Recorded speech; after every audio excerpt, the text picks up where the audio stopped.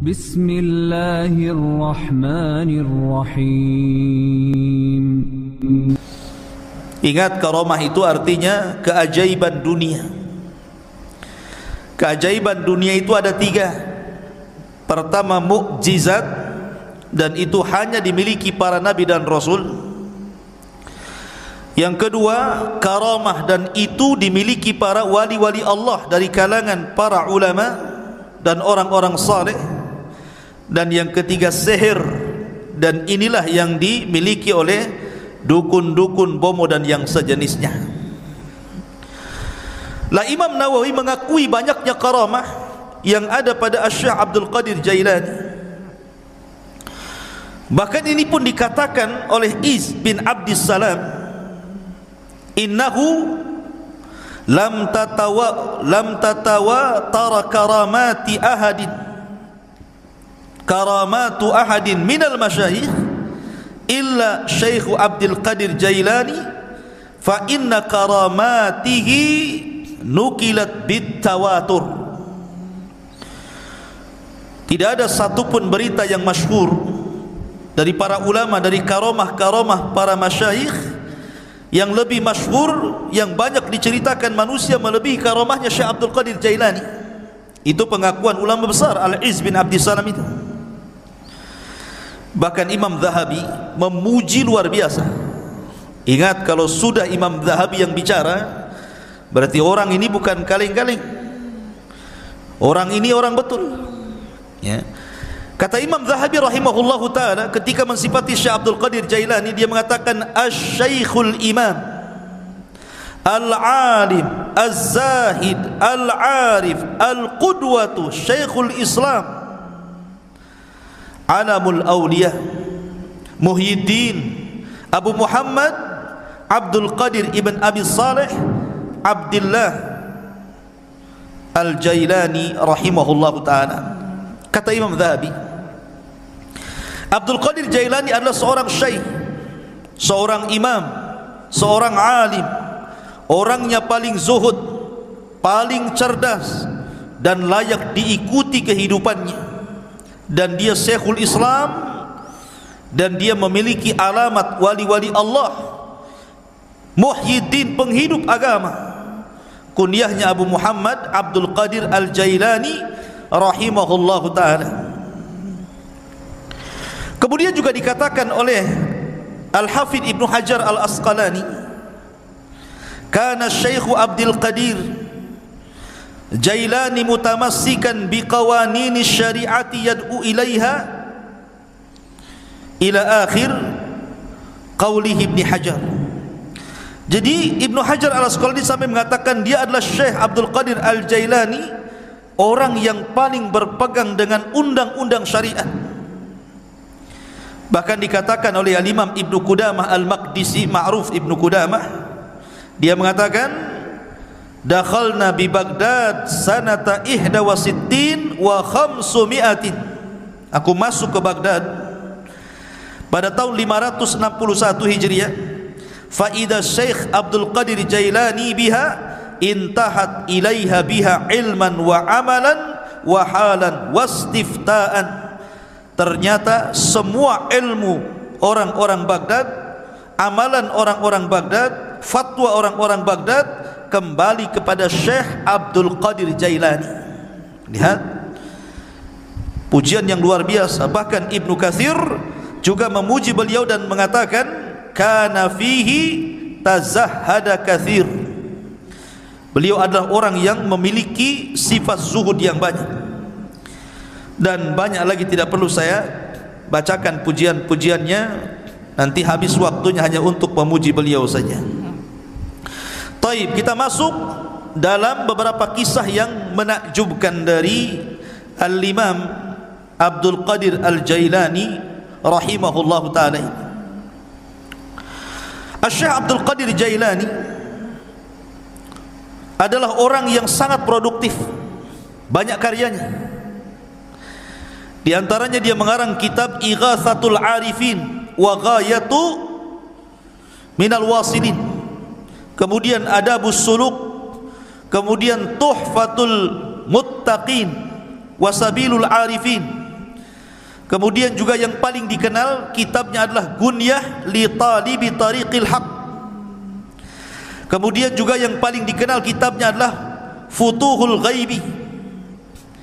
Kemudian juga Fathur Rabbani. Fathur Rabbani ma'ruf. Kemudian juga kitabnya At-Tariqu Ilallah. Dan banyak lagi kitab-kitab beliau. Artinya beliau memang produktif, banyak karyanya, luar biasa. Lah sebagaimana para ulama yang lainnya, ikhwatu fiddin muliakan Allah Azza wa Jalla, Syekh Abdul Qadir Jailani ini meninggal, ayahnya ketika baru meninggal, baru berlahir beberapa bulan setelahnya ayahnya meninggal. Artinya Syekh Abdul Qadir Jailani ini yatim, dan yang mencetak dia menjadi ulama besar itu rupanya ibunya. Sering saya ulang-ulang, banyak para ulama dunia yang mencetak ulama siapa? Ibu-ibunya. Imam Syafi'i dicetak ibunya, Imam Ahmad yang cetak ibunya. Termasuk juga Syekh Abdul Qadir Jailani yang mencetak menjadi ulama besar adalah ibunya, karena dia terlahir yatim. Ibunya adalah wanita yang sangat salihah, dan nasabnya saya katakan tadi sampai kepada Husain ibn Ali, artinya dia seorang Husainiyah, wanita dari ahli bait, keturunan Husain ibn Ali ibn Abi Talib radhiyallahu anhu. Lah Syekh Abdul Qadir Jailani ini lahir di Jailan. Jailan ini kalau sekarang mungkin ada satu daerah di Iran. Di Iran ada tempat namanya Jailan. Maka Syekh Abdul Qadir Jailani dinisbahkan kepada daerah kelahirannya Jailan. Maka disebut Abdul Qadir Jailani, karena dia orang Jailan, dan Jailan itu satu kota kecil yang ada di Iran ketika itu. Dan itu bukan kota para ulama. Jailan itu bukan kota para ulama, sehingga Syekh Abdul Qadir Jailani tidak puas belajar di Jailan karena itu bukan kota para ulama. Maka sebagaimana umumnya para ulama, dia pun rihlah li talabul ilmi, berangkatlah dia dari Jailan menuju Baghdad. Dan Baghdad kala itu adalah kota para ulama. Terlahir ulama-ulama dunia, ma'ruf Baghdad itu. Ya. Tetapi sayang ketika diserang oleh Tatar, tentara Mongolia, maka tentara Tatar banyak membakar kitab-kitab para ulama sehingga banyak yang hilang sampai hari ini. Keganasan Mongolia ketika menyerang Tatar di zaman Syekhul Islam Ibnu Taimiyah rahimahullahu taala. Walaupun ketika Abdul Qadir Jailani hidup di zaman Khalifah Abbasiyah, dan ketika itu memang kondisinya sangat memprihatinkan karena banyak terjadi huru peperangan, di mana orang-orang Antokiyah, orang-orang Salibi itu, orang-orang Nasrani menyerang kaum muslimin, dan ribuan kaum muslimin banyak meninggal dunia. Memang banyak kekacauan di zaman itu. Tetapi walaupun demikian, Baghdad itu masih negara atau kota yang sangat dicintai para thalabatul ilmi karena masih banyak ulama yang hidup di situ. Salah satunya adalah tujuan safarnya Syekh Abdul Qadir Al-Jailani rahimahullahu taala ketika usianya 18 tahun.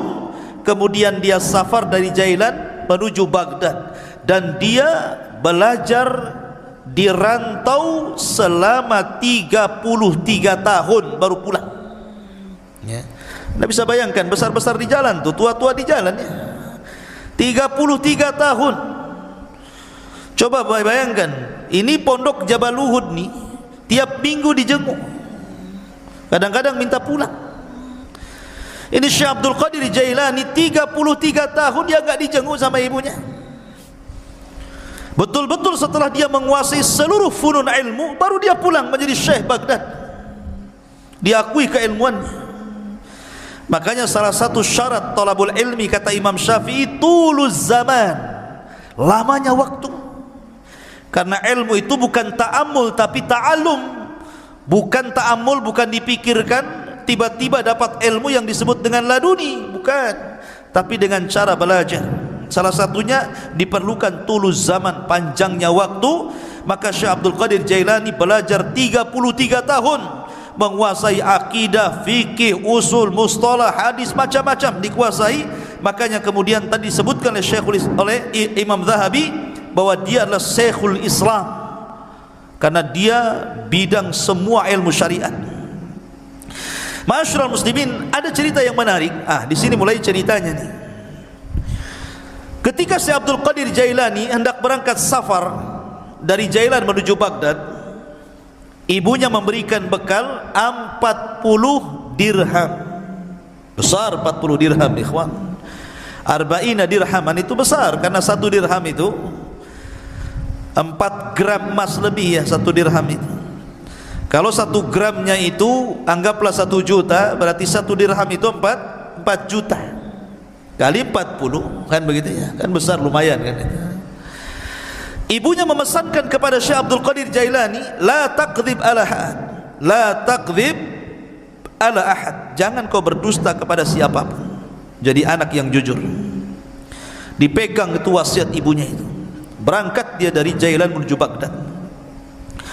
Allah takdirkan ketika dia bersama rombongan dengan orang-orang lain yang menuju Baghdad, entah bersama para pedagang, pokoknya rombongan gitu ya, bersama yang lainnya, Allah takdirkan di tengah jalan dirampok. Datang para perampok ini, perompak padang pasir ini. Ya, bukan bajak laut, bajak padang pasir. Ya, karena di padang pasir kan itu. Jadi dikepunglah itu orang-orang, termasuk di dalamnya Syekh Abdul Qadir Jailani. Maka semua barang-barang orang itu diambil.